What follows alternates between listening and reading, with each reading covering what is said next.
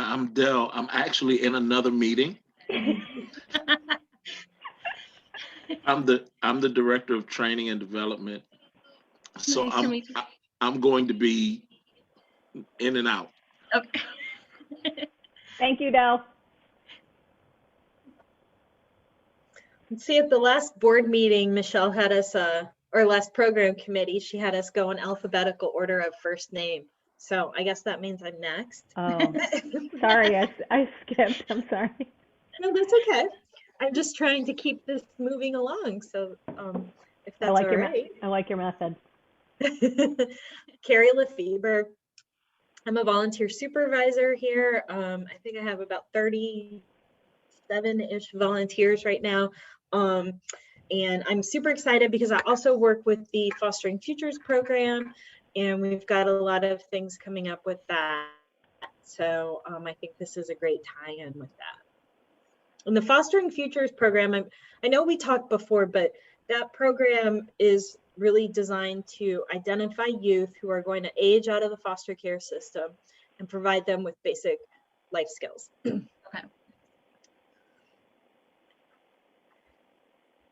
So I'm up next. I'm next in the alphabet. I'm Nikki. My title is program coordinator. So in that I do fundraising events and have a very specific diversity, equity, and inclusion initiative that I've been working towards. Really excited about that. And yeah, that's pretty much do. Assist Julia a lot. So yeah, that's pretty much it. Okay. Nice to meet you. Nice to meet you. This is Sarah Paletti. I'm a volunteer supervisor as well as Carrie and Melody. I don't know if Mel can talk, so I just hopped and decided to jump in.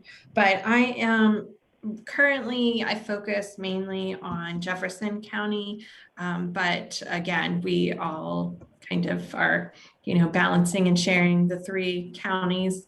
So I'm the newest volunteer supervisor, so I appreciate you giving us some information. Sure. Nice to meet you. Hi, I'm Melody Stoller. I'm a volunteer supervisor in primarily Morgan County. Okay. And I'm on 2 different Zooms at the same time, so bear with me. Okay. Nice to meet you. And Mel and Del, like I said, if you guys need to get off or, just refer back to this another time, I am recording it, so I'll shoot it to you. Okay. So what I do is I deal with youth 14 to 24. I think your fostering youth starts at 18, if I'm correct in what we talked about before. What we do is we help in school and out of school youth. We do not take as many in-school youth as we take out of school. And when I say out of school, I mean someone that has withdrawn from high school, is trying to get their task, which is the new GED. They can range from 17 to 24 now when they're working on that. So we're here to kind of back that up, motivate that with money, as we motivate a lot of things with money. But what we also do is we do some work programs, and that's kind of what I was going to talk to you a little bit about today. We're doing a 6-week, what they're calling a summer employment program. What that'll consist of is I need 10 youth. 6 of them will definitely come in and work. The reason we're doing 10 is in case we need 6. So the other 4 would be like backups. If someone decides not to show up, or someone decides to take another job or something like that, that would take them out of the program. We need at least 6. There'll be an on-site supervisor. And what they'll do is I'm lining up different businesses in the area for the 6 youth and the supervisor to go to each week. So it's going to start mid-June. I don't have an exact date yet, but it'll be around mid-June, and it'll run through about mid-August. So far, I have 2 businesses that actually, well, they would have wanted more than 2 weeks, but I couldn't give them more than 2 weeks at a time. So we're doing the Boys and Girls Club for 2 weeks. We're going to do that at the end of July, beginning of August. And what the youth will be doing there is kind of sanitizing, getting the club back in order for school to start back. Then we're also going to use the Parks and Rec for 2 weeks, and they'll be going around different parks in the area, clean up, painting, stuff like that. I'm still trying to line up the third business. I'm hoping RIA Properties or State Road or somebody will utilize the 2 weeks somewhere in between there. They get paid $8.75 an hour, and they'll work up to 32 hours a week. So what they did last year was they worked Monday through Friday, 8 hours a day. They had Fridays off.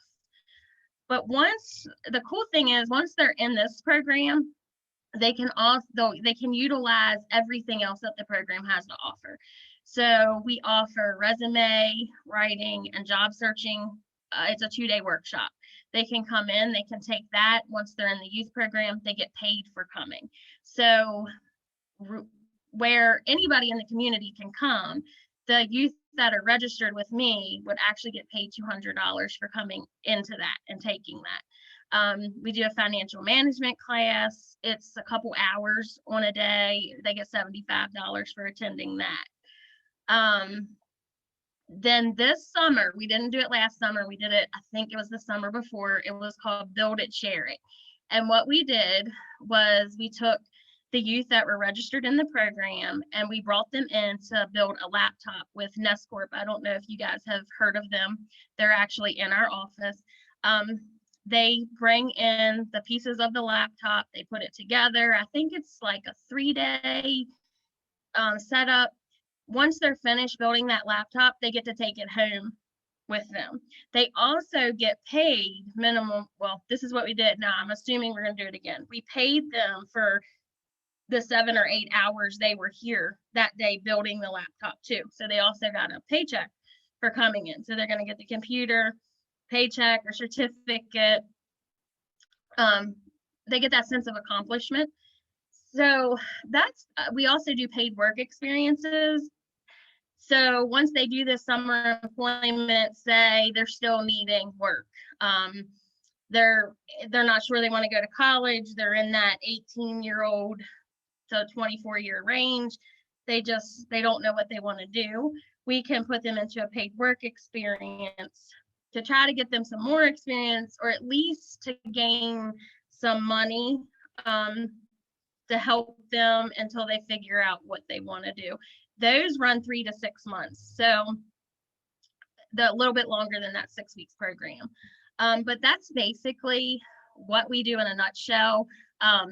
If you have someone that's withdrawn from high school, we're going to help them, as in when they go to get their task, they go to classes, we pay them. We pay them $15 a day for going to class and working on that. Once they pass that, we give them $250. If they're in school youth, there's someone that's still in high school, then we're going to pay them for their grades, honor roll and superior honor roll. We're going to pay them once they graduate the same $250. So something to kind of motivate them to want to reach that level of success. And we also have an adult program. So what I try to do is the ones that want to go to school, try to filter them over into the adult program, because we help pay for Valley College, Blue Ridge, and James Rumsey. So they can get that technical or, associate degree background when they're finished with me. So there's all kinds of things that we can offer to help. It's just getting the youth to, one, know about us, and two, to want to do it. I have youth that, they're great. They go through the program, they do it all. They utilize everything. I have other ones that it's like pulling teeth trying to get them to even want to finish their task, So we have them on all levels. It is, if they're in school, it is based on income. If they're out of school, it works two ways. So if they're out of school, but they don't have their high school diploma, they need to get their CAS, then that's a barrier. So we don't count income. If they're graduated and they just don't know what to do, what they want to do, we will go off of income. But the cool thing is they're considered an adult at that point. So we need no family income. We just need their income. A lot of times that's nothing. So it's going to get them right into the program. And even if they're working part-time, I think they can't make over, I think it's like right around 12,700, 760 a year or something. So a lot of times these youth do fall into that category. So it's a big help. I know $8.75 isn't a lot an hour because I get told that too. But one cool thing the Parks and Rec's doing to kind of make up for that is if they find someone, a youth that decides does a really good job for them. They come to work all the time, they do what they're told, he'll give them an extra day. So instead of working Monday through Thursday in the paid work experience, he would give them Friday too, but the Parks and Rec would pay them, and they would pay them, I think he said $12.75 an hour for that day. So they could make a little bit more, through that. I have another employer that's willing to do the same. He has a masonry, and he said, I'd like to utilize your program. $8.75 an hour though for this type of work isn't a lot of money. So what I would like to do is add on top of that, to give them that extra for, doing what they need to, but because it is hard work, you're lifting concrete, you're doing all that stuff. So he's willing to give that extra. So we do have employers that are really trying to help us and use our youth, but also give that extra too, because they know that they're worth more than the $8.75. Couple other programs I just found out about this week, and I don't know if you guys know about them, from okay, I don't lost it now, but the one's at Blue Ridge. It's the Scholars Program. I had just heard about that, found out about that. So that's something that, when they come to me, if they want to go to school, that's another thing that I'm going to kind of point them in that direction. Berkeley County Schools is now doing a program with like 16 different employers to get them in and tell them how to apply and what to do. So there's so much that they can utilize. It's just getting them to the point to register. And we don't ask for a lot, like with me, I just need birth certificate, social security card, and their ID. Sometimes that seems to be hard for some kids, but I'm not sure that would be a problem with your guys' program, because I'm sure you guys probably already ask for that or have that in your system. So other youth come to me and they're like, I don't know what to do. I lost my birth certificate. So we try to route them in that income, try to work with that. If they don't have an income, they're 18 years old, they've never worked, then I'm just going to have them write a letter. Hey, I don't work right now. I haven't worked in the last 6 months. I support myself through however they support themselves, DHHR help or just doing odd jobs to get a little bit of cash. So that's pretty much what the program is, all rolled into one. But we're really trying to gear in on that 6-week program, trying to really get some people to register, and even hoping that's because some of these employers like the Parks and Rec, they really need people. So we're hoping that he'll say, hey, you're great at this, you did this 6 weeks program. WorkForce can do another 3 to 6 months for you, but we can put you on after that and pay you more. So we're kind of hoping that it's going to lead in that direction. Sometimes it does, sometimes it doesn't. I actually feel like I have a kid who might be appropriate for this. Can you confirm what the starting age would be? So we can start as young as 14. Okay. and go to as old as 24. Okay. So this particular like summer 6-week thing, there's a young man who's 16. He'll be 17 in May. Okay. And he's actively in the process of applying to Job Corps. Okay. But I think this sounds like something that would be really great for him. Yeah. If you want to, what I normally do, I mean, I don't know how much like your contact with the youth. You're welcome to give out my cell phone number. Okay. Office number. They're gonna have to. I'm only here 2 days a week, so it's better to give out my cell phone number and have them, or even send me their name and phone number, and I can reach out to them. That seems to work a little bit better because sometimes you can't get them to follow through with giving you a call. So that's something that we can do. And then I'll just sit down, find a time that we can meet. Monday through Friday, I'm open to meet. I've met after work, whatever works for them. I make it work to get them in the program and to get things rolling. So however you want to send me that information is fine. Fantastic. I am going to send a message to his CASA volunteer so I can get his foster parents' name and phone number, and then I will email that to you, and then we can, and I think he has his own phone too, so I can get both numbers. Okay. But I really think that would be really great for him.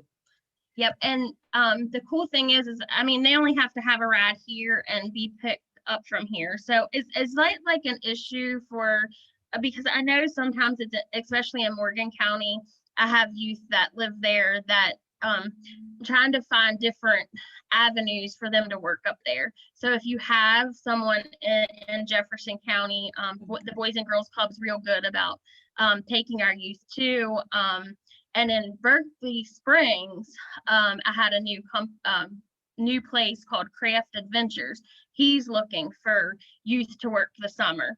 So even though I'm trying to push this 6-week program, that in the other counties, there's still that opening, and they're welcome, if they're in the other counties, that they have a way here every morning and every afternoon, that they can still do this 6-week program too. So. Fantastic. Thank you so much. You're welcome.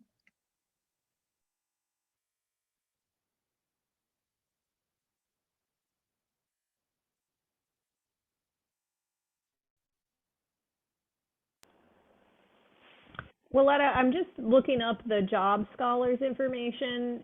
Can you, and our staff might know more about this and understand the differences between these two programs, so I'm kind of learning about this as well, but it looks like they're somewhat similar programs, but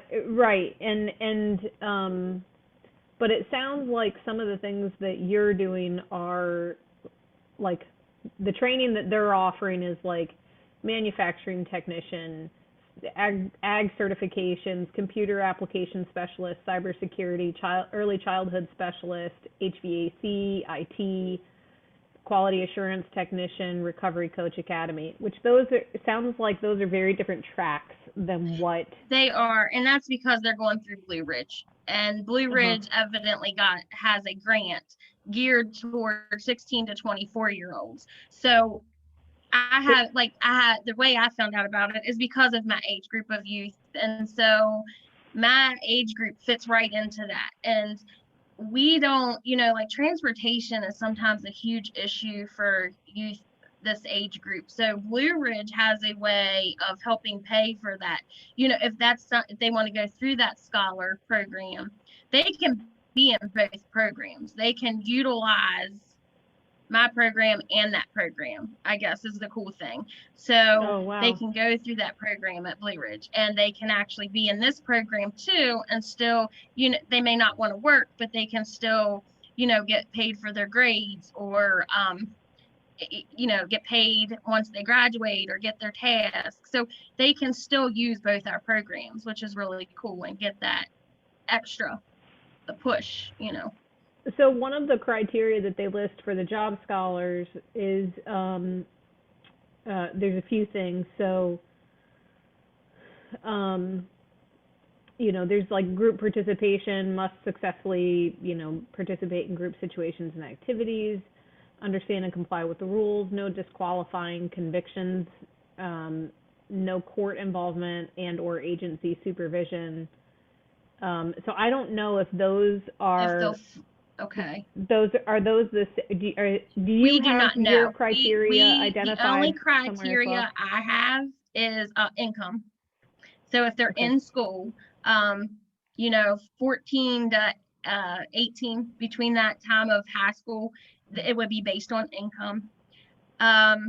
Outside of that, 18 to 24, it could be based on income, depending on where they're at, you know. Mhm. But anytime ever, if they're working on their task, they're instantly going to fall into our program. So we do not have all the extra criteria. I've had youth that's, you know, like I've helped youth in the day, going through the day report centers and different things like that. So our program's more open to, I guess, a more rounded youth that may have been in some trouble or something like that. We're not going to turn them away because of that. Right. It's just, that's good information to have for youth that's already in my program, that they're saying, you know, they're like, well, I kind of want to do something, but I don't want to go to school for a long time, that we can kind of put, you know, push them on over into that scholar program maybe. Do you have I think are you able to hear me? Yeah. All right, hold on.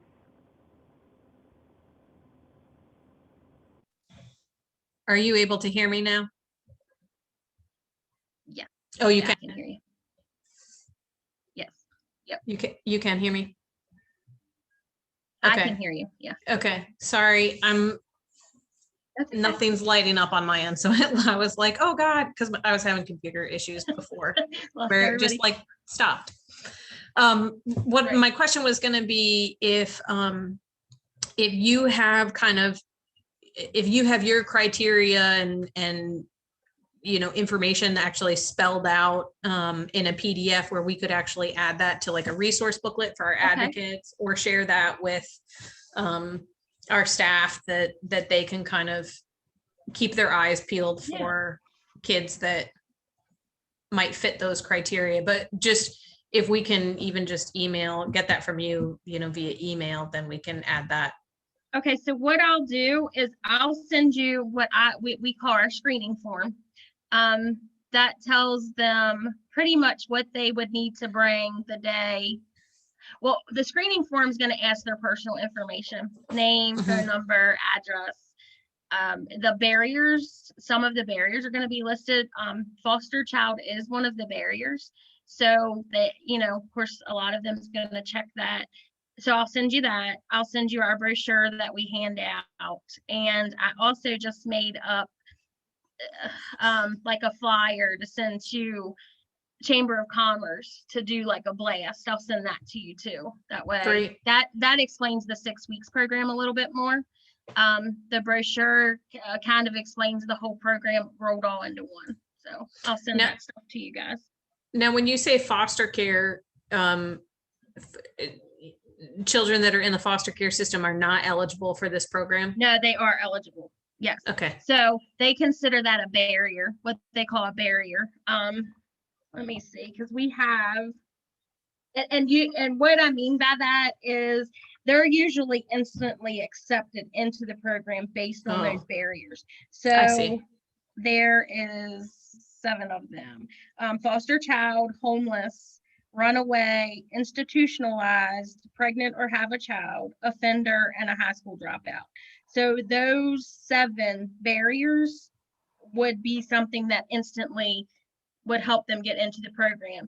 And I want to check to make sure of this, because the only barrier that I've really ever dealt with, or 2 of them, is pregnant or have a child and high school dropout. The other ones, I do not, because with those, the income doesn't count. So I'm thinking since foster child, homeless, runaway are all listed there, income's not going to be something to hold them back from getting into the program. So what we normally do is we ask for income, but we don't use it to put them in the program. So it would be in their file, but it would not be something that held them back from getting into the program. You see what I'm saying? Yeah. Like the state makes us have it in there as proof of this is how they live from day to day, but it wouldn't keep them, they wouldn't have to meet that poverty guideline to get into the program. Got it.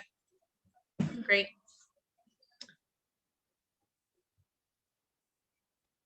I'm just gonna write down what I need to send you guys.